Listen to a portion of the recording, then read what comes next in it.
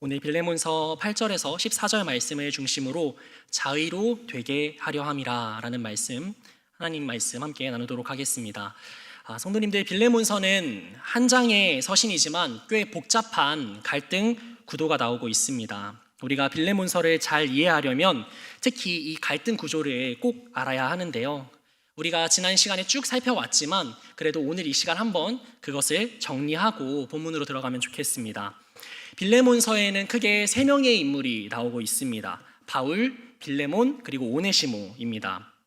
첫 번째로 살펴볼 관계는 빌레몬과 오네시모의 관계인데요. 빌레몬과 오네시모는 주종 관계입니다. 그래서 빌레몬은 주인이고요. 그리고 오네시모는 노예입니다. 어느 날 오네시모가 주인 빌레몬으로부터 도망쳤습니다. 그런데 그냥 간 게 아니라 18절 말씀을 보면 뭔가 피해를 입히고 도망갔음을 우리가 알 수 있습니다. 당시 로마에는 이러한 도망 노예들이 꽤 있었다라고 합니다. 그런데 그들은 도망갔다가 만약에 붙잡힐 경우에는 죽음에 이르는 무자비한 형벌을 받았다라고 합니다. 따라서 이 빌레몬과 오네시모의 갈등이 빌레몬서 전체의 핵심적인 문제라고도 볼 수 있습니다. 두 번째 관계는 빌레몬과 바울의 관계인데요. 바울은 빌레몬서를 기록할 당시에 나이가 많이 든 노사도였습니다. 또한 그는 로마 감옥에 갇혀 있는 상황이었는데요. 빌레몬서 1장 9절 말씀을 보면 도리어 사랑으로서 간구하노라 나이가 많은 나 바울 그리고 예수 그리스도를 위하여 갇힌 자 되어라고 기록하고 있습니다. 그런데 바울은 감옥에 갇힌 상황에서 계속해서 빌레몬의 소식을 전해 듣고 있었습니다. 또 우리가 빌레몬서를 통해서 알 수 있듯이 바울은 그 감옥에서 유독 이 빌레몬을 위해서 빌레몬서를 기록한, 즉 개인을 위해서 이렇게 서신을 발송할 정도로 빌레몬과 바울의 사이는 꽤 각별했던 것으로 우리가 알 수 있습니다. 특히 2절 말씀을 보면 빌레몬이라는 인물은 그의 집에 교회가 있었던 인물이었습니다. 내 집에 있는 교회라고 표현하고 있죠. 따라서 빌레몬은 골로새 지역 가정교회의 지도자다라고 우리가 이해할 수 있습니다. 그리고 조금 더 과거로 넘어가면은 바울을 통해서 처음 빌레몬은 예수님을 영접했음을 또한 우리가 알 수 있습니다. 따라서 이 모든 것을 정리한다면 바울과 빌레몬은 쉽게 말해 스승과 제자의 관계다라고 우리가 이해할 수 있습니다. 마지막 세 번째로 바울과 오네시모의 관계인데요. 노예였던 오네시모는 주인 빌레몬을 피해서 멀리 로마에까지 도망간 것으로 보입니다. 그런데 놀랍게도 하나님의 인도하심 가운데 오네시모는 바울에 갇혀 있었던 감옥과 만나게 됩니다. 그리고 바울을 통해서 예수님을 전해 듣고 회심하게 됩니다. 10절 말씀을 보면 갇힌 중에서 낳은 아들 오네시모를 위하여 내게 간구하노라 라고 하며 바울이 오네시모를 표현할 때 갇힌 중에서 낳은 아들이라고 표현하고 있죠. 그렇게 오네시모는 바울을 통해서 예수님을 만났고 완전히 새로운 삶을 살게 되었습니다. 하지만 문제가 남아있죠. 바로 주인 빌레몬과 깨져버린 관계의 문제입니다.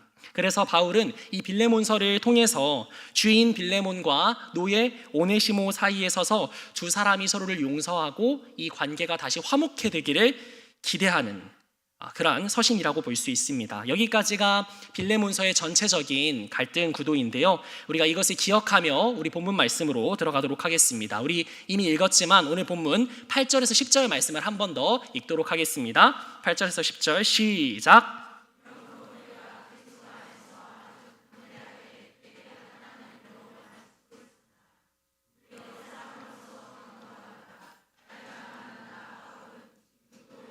그리스도를 위하여 갇힌 자 되어 갇힌 중에서 낳은 아들 오네시모를 위하여 아멘. 지난번 빌레몬서 설교 때 우리가 4절에서 7절 말씀을 살펴봤는데요. 바울이 빌레몬의 믿음의 교제를 칭찬했었습니다. 그래서 7절 말씀을 우리 보면 형제여 성도들의 마음이 너로 말미암아 평안함을 얻었고 내가 너의 사랑으로 많은 기쁨과 위로를 받았다라고 해서 빌레몬의 믿음의 교제가 성도들에게는 마음의 쉼을 얻게 하고 감옥에 갇혀 있었던 바울에게는 기쁨과 위로를 줬구나라는 것을 우리가 알 수 있습니다. 그리고 오늘 본문 8절로 와서 이제 8절에서 이러므로라는 접속사로 오늘 본문이 시작합니다. 이제 바울이 본격적으로 빌레몬에게, 그런 빌레몬에게 오네시모를 부탁하고 있죠. 그래서 이런 느낌인 것 같습니다. 빌레몬, 너에게는 주 예수를 향한 믿음과 성도들을 향한 사랑이 있지. 그러니 내가 너에게 부탁한다. 오네시모를 받아줘라 라고 본론이 이제 본격적으로 전개되고 있습니다. 그런데 한 가지 특이한 것은 우리가 오늘 읽었던 본문에 바울이 빌레몬에게 이 문제에 있어서 명령하지 않았다라는 것입니다. 8절 말씀에 보면 담대하게라는 단어가 나오고 있는데요. 담대하게라는 단어는 어려운 문제에 있어서 자유롭게 말할 수 있는 권리를 뜻하는 그런 원어적인 뜻이 있습니다. 당연히 바울은 이 빌레몬에게 아무리 민감한 문제일지라도 자유롭게 드러내서 명령할 수 있는 위치에 있었습니다. 왜냐하면 바울은 사도이기 때문이죠. 그는 교회를 세우고 질서를 잡는 일에 있어서 예수님께 받은 권세가 있었습니다. 그래서 빌레몬에게 이 사도의 직분을 앞세워서 또 스승과 제자라고 말씀드렸죠. 스승의 권위를 앞세워서 말씀을 통해서 오네시모를 받아줘라 라고 강하게 명령할 수 있었습니다. 하지만 바울은 명령이 아니라 간청을 선택합니다. 9절에서 10절 말씀 우리 이어서 읽어보겠습니다. 시작. 나이가 많은 나 바울은 지금도 예수 그리스도를 위하여 갇힌 자 되어 갇힌 중에서 낳은 아들 오네시모를 위하여 내게 간구하노라. 9절과 10절에 연달아 반복되는 단어가 간구한다라는 단어인데요. 바울은 나이와 권위를 앞세운 강압적인 명령이 아니라 사랑의 간청을 선택합니다. 왜 그랬을까요? 성도님들, 바울이 일방적으로 명령했다면 빌레몬이 그 말을 안 들었을까요? 그렇지 않겠죠. 명령만 했어도 빌레몬은 분명 순종했을 것입니다. 하지만 바울은 빌레몬 안에 있는 복음이 동기가 되어서 이 문제를 해결하길 바랬습니다. 다시 말해서 바울의 명령을 따라 빌레몬이 마지못해서 오네시모를 용서해 주는 것이 아니고 하나님께서 빌레몬의 마음을 만져주셔서 예수님께 받은 사랑이 동기가 되어 오네시모를 자발적으로 용서해 줄 것을 간청했던 것입니다. 이처럼 성도님들, 우리가 이 말씀을 통해서 알 수 있는 것은 교회는 명령과 강압에 의해서 운영되는 공동체가 아니라는 것입니다. 또 성도는 명령과 강압에 의해서 다른 사람을 좌지우지하는 사람이 아니라는 것입니다. 본문의 바울이 빌레몬으로 대표되는 초대교회를 그렇게 대하고 있지 않죠. 또 이전에 살펴봤듯이 우리 예수님도 제자들을 대할 때에 그렇게 대하지 않으셨습니다. 물론 권위를 앞세워 명령하면 일이 빠릿빠릿하게 진행됩니다. 이것저것 고민할 것 없이 그냥 강압하면 상황이 빠르게 해결되는 것처럼 보입니다. 하지만 깊은 내면을 들여다보면 전혀 해결된 것이 없음을 우리가 알 수 있습니다. 이게 무슨 말이냐면 역사에는 만약이라는 것은 없지만 만약을 한번 생각해 봤으면 좋겠는데요. 만약 바울이 빌레몬과 오네시모 두 사람 사이에 서서 일방적으로 명령을 했다면 어떤 일이 일어났을까요? 빌레몬에게 오네시모를 용서해라 라고 명령한 것이죠. 그러면 빌레몬은 오네시모를 표면적으로는 받아줬을 것입니다. 겉으로 볼 때는 상황이 잘 해결되는 것처럼 보였겠죠. 하지만 자발적인 마음으로 용서한 것이 아니기에 빌레몬의 마음은 더 심란했을 것입니다. 솔직히 용서가 안 되는 사람에게 용서하라고 하는 그것은 권면이 아니라 폭력에 가깝습니다. 아무리 바울의 명령이라고 한들 만약 그 명령을 받았다면 빌레몬과 오네시모 또 두 사람 사이의 관계가 얼마나 어색해졌을까요? 결국 본질적으로는 상황이 전혀 해결되지 않았을 것임을 우리가 예상해 볼 수 있습니다. 그러면 권위라는 것은 나쁜 것일까요? 권위 자체가 나쁜 것일까요? 그렇지 않습니다. 본문에서 바울은 사도로서 그리스도께 받은 권위가 있었지만 그것을 내세우진 않습니다. 그러나 하나님의 뜻에 기반한 복음의 권위에 기대어서 빌레몬에게 간청하고 있습니다. 왜죠? 바울이 나이를 앞세운다고 한들 사도의 권위를 앞세운다고 한들 빌레몬의 마음까지는 변화시킬 수 없기 때문입니다. 하지만 빌레몬이 복음의 권위 아래서 하나님을 바라보고 그리스도의 십자가를 통해서 그분이 나를 용납하신 것을 다시금 깨닫는다면 그 복음이 능력이 되어서 빌레몬의 내면을 변화시키고 오네시모를 받아줄 것을 바울은 확신했던 것입니다.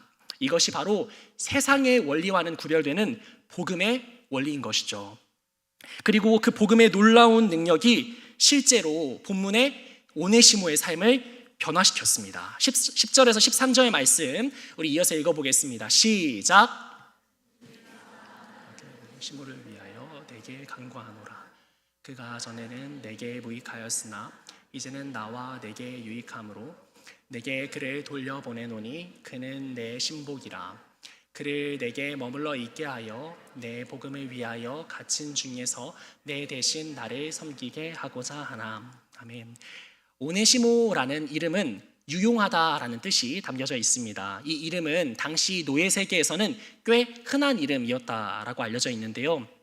그런데 한 가지 재밌는 것은 11절 말씀을 보면은 바울이 이 오네시모라는 이름을 사용해서 그 이름의 뜻을 사용해서 워드 플레이를 합니다. 11절 말씀, 그가 전에는 너에게 무익하였으나 이제는 나와 내게 유익하게 되었다라고 할 때 무익하다라는 단어의 원어는 아크레스토스이고 유익하다라는 단어의 원어는 유크레스토스입니다. 우리가 아크레스토스, 유크레스토스 한글로 따졌을 때는 한 글자 차이죠. 이처럼 두 단어는 아주 미세한 차이를 가지고 있는 단어인데요. 이것을 통해서 바울이 말하고자 하는 것은 무엇이냐면 바로 오네시모가 이제는 정말 유익한 사람이 되었다라는 것을 강조하고 있는 것입니다. 그냥 유익하게 된 정도가 아니라 정말 유익하게 된 사람이 되었다, 정말 유익한 사람이 되었다라고 이렇게 강조하고 있는 것인데요. 그러면 누구에게 유익하다라고 말하고 있는 것일까요? 두 부류가 있습니다. 첫 번째, 오네시모는 하나님께 유익한 사람이 되었습니다. 13절 말씀 제가 읽겠습니다. 그를 내게 머물러 있게 하여 내 복음을 위하여 갇힌 중에서 내 대신 나를 섬기게 하고자 하나. 바울은 오네시모가 지금 빌레몬을 대신해서 바울을 섬길 정도로 유익한 사람이 되었다라고 말하고 있습니다. 성도님들, 바울이 오네시모를 이 감옥에 갇혀 있는 동안에 자기 곁에 두고자 한 것은 그저 잔심부름을 시키기 위한 것이 아니었습니다. 13절 말씀에 섬기게 하고자 하다라는 이 단어는 그 용례를 살펴볼 때 평범한 가사 일에서부터 시작해서 복음 전도와 교회 사역을 포괄하는 단어입니다. 이처럼 오네시모는 예수님을 믿고 회심해서 하나님의 복음 사역에 훌륭한 역할을 감당할 수 있을 정도로 성장하고 있다라는 것을 이 절이 보여주고 있는 것이죠. 이처럼 오네시모는 예수님을 믿고 회심하여 하나님께 유익한 사람이 되었습니다. 둘째로 오네시모는 하나님의 사람들에게 유익한 사람이 되었는데요. 11절 말씀을 보면 그가 전에는 내게 무익하였으나 이제는 나와 내게 유익하다라고 말하고 있습니다. 오네시모는 바울에게만 유익할 뿐만 아니라 이제 빌레몬에게도 유익한 사람이 되었다라고 말하고 있죠. 그리고 바울은 그런 오네시모를 표현할 때 10절 말씀을 보면은 갇힌 중에서 낳은 아들 오네시모라고 말하고 있고요. 12절은 심지어 그는 내 신복이다 라고까지 표현합니다. 여기서 신복은 심장을 말합니다. 오네시모는 내 심장이다 라고까지 오네시모를 쭉 치켜 세워서 표현하고 있습니다. 즉 오네시모는 곧 나다. 그만큼 바울이 오네시모를 아끼고 사랑하고 있다는 것을 이렇게 표현한 것이죠. 이처럼 오네시모는 본래는 무익한 사람이 맞습니다. 주인 빌레몬의 은혜도 모른 채 해만 끼치는 사람이었고 자기 자신밖에 모르는 악한 사람이었습니다. 그러나 그가 복음 안에서 새롭게 되어 하나님과 하나님의 사람들에게 유익한 사람이 되었다라는 것입니다. 사랑하는 성도님들, 오늘날 우리가 살아가는 세상에서는 사람은 절대로 안 변한다라는 말이 비일비재해 들립니다. 마치 공식처럼 자주 외워집니다. 그러나 복음 안에는 사람을 변화시키는 능력이 있는 줄 믿습니다. 복음은 사람을 새롭게 합니다. 물론 사람은 사람을 변화시킬 수 없습니다. 하지만 하나님은 변화시키실 수 있습니다. 그 복음이 바울을 변화시켰고 그 복음이 본문의 오네시모를 변화시켰고 그 복음이 오늘 저와 여러분을 변화시키시는 줄 믿습니다. 그런데 어떤 모습으로 변화시키십니까? 로마서 14장 18절 말씀 읽어보겠습니다. 시작. 그리스도를 섬기는 자는 하나님을 기쁘시게 하며 사람에게도 칭찬을 받느니라. 아멘. 복음이 우리를 변화시키는 모습은 하나님을 기쁘시게 하는 모습, 또 사람에게도 칭찬을 받는 모습이라는 것이죠. 마치 본문의 오네시모가 하나님과 하나님의 사람들에게 유익한 사람이 되었듯이 복음은 우리가 하나님을 기쁘시게 하며 동시에 사람에게도 칭찬받는 모습으로 변화시켜 간다라는 것입니다. 이것이 바로 우리가 지향해야 할 방향인 것이죠. 그래서 바울은 그 복음의 능력을 믿으며 이제는 빌레몬에게 종 오네시모를 돌려보내게 됩니다. 우리 본문 12절과 14절 말씀 이어서 함께 합독하도록 하겠습니다. 시작. 다만 내 승낙이 없이는 내가 아무것도 하기를 원하지 아니하노니 이는 너의 선한 일이 억지같이 되지 아니하고 자의로 되게 하려 함이라. 아멘. 여기서 돌려보낸다 12절 말씀에 돌려보낸다의 원어적인 뜻은 오네시모에 대한 모든 처분권이 주인 빌레몬에게 있음을 인정하기에 권리를 가진 자에게 이제 돌아가게 한다라는 뜻입니다. 법률적인 용어로는 사건의 판결을 위탁한다라는 뜻도 있다고 합니다. 이게 무슨 뜻일까요? 바울은 빌레몬에게 이 편지를 받고서 이제 이렇게 하든 저렇게 하든 네가 알아서 결정해라 라고 결정권을 빌레몬에게 넘겨주고 있는 것입니다. 그런데 여기서 한 가지 질문이 생깁니다. 왜 바울이 굳이 오네시모를 직접 보내야 했을까요? 그냥 골로새에 갈 한 제자 편에 빌레몬서 편지를 쥐어주고 가서 빌레몬에게 잘 전해줘라 라고 해서 빌레몬은 빌레몬대로 오네시모 안 보고 마음을 잘 추스르고 또 오네시모는 여기서 바울과 함께 머무르면서 함께 잘 정리해가는 방법도 있잖아요. 왜 굳이 오네시모 편에 이 편지를 쥐어줘서 직접 빌레몬을 마주하게 했던 것일까요? 정확한 이유를 알 수는 없지만 저는 이렇게 정리해봤습니다. 먼저는 바울이 오네시모를 돌려보내는 것은 당시 로마법에 의하여 마땅히 해야만 하는 로마 시민의 의무였다라고 합니다. 도망 노예를 찾으면 마땅히 그 주인에게 돌려보내야 했다라고 하죠. 그런데 동시에 이 행동에는 복음 안에서의 특별한 의미도 담겨 있었던 것 같습니다. 두 가지 관점에서 생각해 봤으면 좋겠는데요. 먼저 우리가 오네시모의 관점, 종 오네시모의 관점에서 생각해 봤을 때 이미 오네시모는 과거의 죄를 회개하고 새 사람이 되었죠. 하지만 주인 빌레몬과의 관계의 문제가 남아 있었습니다. 따라서 응당 그는 다시 빌레몬에게 돌아가 자신의 잘못을 솔직하게 고백하고 용서를 구해야 했죠. 다음으로 빌레몬의 관점에서 봤을 때 오네시모가 자신에게 피해를 입히고 도망갔는데 솔직히 그 마음이 얼마나 어려웠을까요? 그런 와중에 오네시모가 바울을 통해서 회심했다라는 소식을 나중에 전해 듣는다면 만약 이 오네시모와의 관계가 제대로 정리되지 않은 채 그 문제를 묻어두고 과연 빌레몬이 기쁨으로 사역을 감당할 수 있었을까라는 질문을 하게 되죠. 그러므로 빌레몬 역시 오네시모를 직접 만나서 이전의 일들에 잘 매듭짓고 그를 용서하는 과정이 꼭 필요했던 것 같습니다. 혹시 성도님들 우리가 갈등이 있는데 잘 풀지 않은 채 예배를 드린 적이 있으신가요? 얼마나 마음이 찔리고 힘든지 이런 때는 말씀도 잘 안 들립니다. 양심이 마비된 사람이 아니라면은 자꾸 불편한 그 사람이 떠올리게 되죠.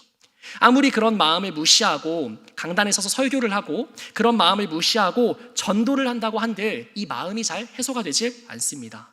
왜 그럴까요? 적당히 덮고 무시한다고 해서 이 용서를 통해서 마음에 매여 있는 것이 풀리지 않고서는 이 문제가 해소되지 않기 때문입니다.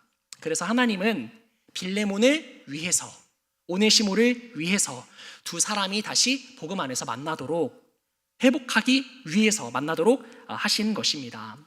이처럼 하나님은 복음 안에서 깨어진 관계를 회복시키시고 불가능해 보이는 용서를 가능케 하시는 분이십니다. 그런 의미에서 제가 이 말씀을 준비하며 자연스럽게 떠오른 한 인물이 있는데요. 우리가 너무나 잘 아는 분이신데요. 사랑의 원자탄이라고 불리는 손양원 목사님입니다.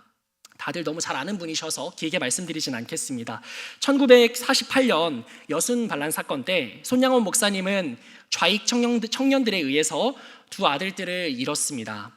그리고 그 이후에 이것을 주도한 안재선이라는 청년이 국군의 손에 붙잡히게 되었습니다. 그리고 그 소식은 곧바로 손양원 목사님에게 전해졌는데요. 목사님은 당시 일정이 있는 상황이었고 재빠르게 딸을 보내서 그 살인자 안재선의 사형 집행을 막으셨습니다. 그리고 그를 자신의 양자로 받아들이셨습니다. 저는 고등학생 때 이 책을 읽으면서 온몸이 떨렸습니다. 사랑하는 아들들을 무참히 죽인 그 청년을 양자로 받아들인다는 게 상상이 안 됐습니다. 정말 엄청난 용서고 엄청난 사랑으로 느껴졌습니다. 그런데 성도님들, 손양원 목사님이라고 또 손양원 목사님의 가족들이라고 단번에 그 청년이 용서가 되었을까요? 아닐 것입니다. 기사를 통해서 접한 것인데 손양원 목사님도 끊임없이 나를 향해 베풀어 주신 그리스도의 사랑을 날마다 되새기며 그 청년을 용서하고 또 용서하셨다라고 합니다. 그리고 그러한 목사님의 사랑을 통해서 안재선은 믿음의 사람으로 자라갔고 안재선의 아들은 목회자이자 선교사가 되었다고 알려져 있습니다. 이처럼 성도님들, 용서는 단번에 이루어지는 게 아니라 끊임없이 이어지는 과정인 것 같습니다.